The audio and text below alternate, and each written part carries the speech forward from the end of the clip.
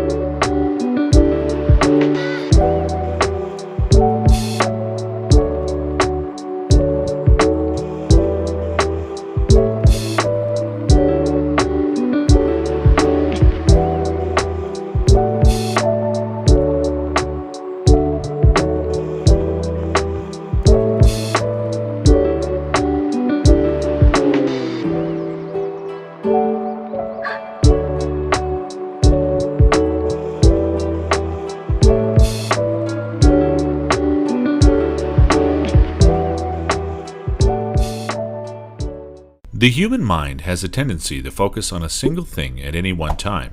In fact, we've been trained this way, to narrow down a complicated world into manageable perspectives. But as a result of that, we often don't see the whole picture. And the brain loves to do this. We do it all the time without realizing. We use tiny pairs of binoculars to view the world through and interpret it. The problem then arises when you look through a pair of binoculars for so long that you forget they're binoculars. You forget it's just a perspective. You start thinking it's part of you. These binoculars then become ingrained patterns or beliefs. They can turn into intraceable points of view. When applied to the world around you, humans can develop these perspectives over the years and live their life through them. When they become ingrained, they can seem extremely persuasive.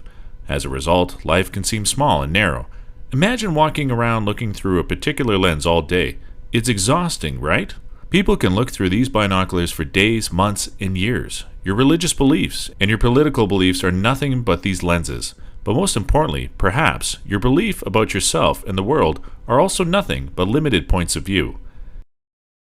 In fact, stress can be defined in this way, whether it's acute or chronic, a warped and exaggerated narrow perspective on life. Think about it. One bad email or text, and suddenly a good day becomes very small and limited. These points of view can seem so persuasive, almost addictive, and we experience this as stress, a narrowing of perspective to the point that we miss everything else.